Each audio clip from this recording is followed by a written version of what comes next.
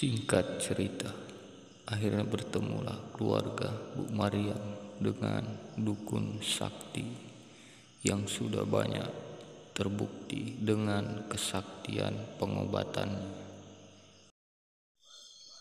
Tetapi cara pengobatan dukun tersebut sungguh-sungguh sangat aneh. Bagaimana tidak aneh? Cara pengobatan dukun tersebut mengobati pasiennya dengan cara dikubur. Menurut informasi warga-warga sekitar, cara pengobatan dukun tersebut dengan mengubur pasiennya hanya setengah badan. Namun, betul saja salah satu warga tersebut mengatakan dengan cara pengobatan dukun itu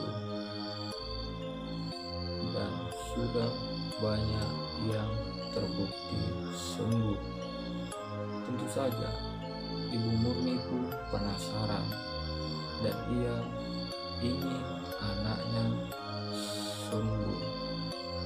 Apapun cara dan berapapun biaya akan Ibu Murni sanggupi.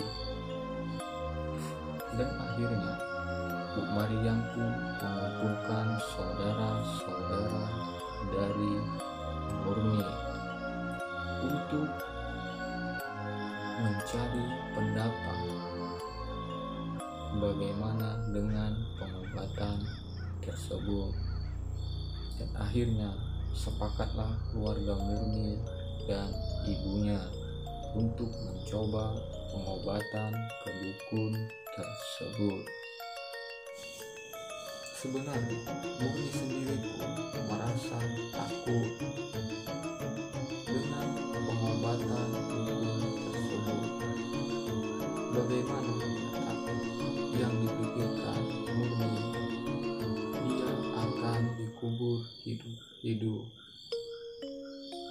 Sungguh aneh pengobatan ini. Namun, apa boleh buat? Akhirnya pun Ibu Mariam dan keluarga setuju untuk mencoba pengobatan ini. Apalagi saat itu mau menjelang bulan suci Ramadan, di mana penyakit Murni akan kambuh. Jadi mau tidak mau Murni pun harus menuruti kata-kata keluarganya karena demi untuk kebaikan dirinya. Kurang lebih 1 hari untuk membujuk Murni agar dia mau mencoba perobatan tersebut. Hal yang pertama dilakukan oleh dukun tersebut adalah mengiringi api yang dibuat oleh dukun tersebut, tepatnya di belakang rumah Ibu Mariam. Dan di saat itu Ibu Murni melihat Murni yang wajahnya sangat pucat dan cemas karena takut oleh cara pengobatan dukun tersebut. Sang dukun lalu memerintahkan untuk menyiapkan sebuah lubang kubur yang katanya menjadi bagian dari upacara pengobatan tersebut. Padahal sebelum dukun itu telah berjanji tidak ada acara kubur-menubur dalam pengobatan Murni. Tetapi aneh, tidak ada yang berani dan mampu membantah. perintah sang dukun. Kami semua seperti dihipnotis saat itu. Setelah lubang kubur yang diperintahkan oleh sang dukun siap, yang tepatnya dibuat di dalam kamar Murni, dan akhirnya Murni pun dibawa oleh dukun tersebut ke dalam kamar. Dan sekali lagi Ibu Maryam melihat putri bungsunya, wajahnya sangat ketakutan, seperti meminta pendapat. Namun di saat itu Ibu Maryam tidak bisa berkata apa-apa lagi, seperti mulutnya terkunci. Timbul keraguan dan ingin memberontak pada keadaan, tapi Ibu Maryam tidak mampu bersuara.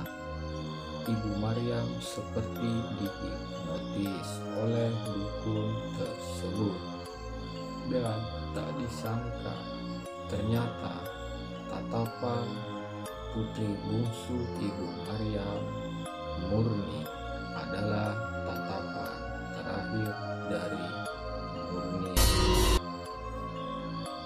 Singkat cerita, tidak lama kemudian pintu kamar pun terbuka dan pengobatan telah selesai. Dan setelah dukun tersebut keluar dari kamar, dan anehnya lagi, pintu kamar tersebut dikunci dari luar, dan kunci tersebut dikantongi oleh dukun tersebut. Dukun tersebut berpesan kepada Ibu Murni dan keluarga.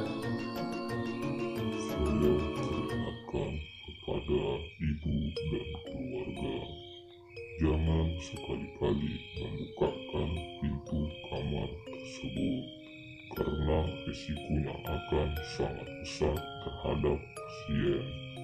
Kalian jangan coba-coba membuka pintu kamar ini, karena kalau kalian berani membukanya, maka pasien akan berubah jadi kucing hitam.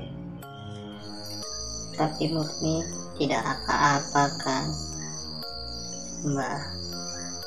Saya sangat khawatir kepada anak saya, Mbah. Apalagi dia dikubur hidup-hidup seperti itu.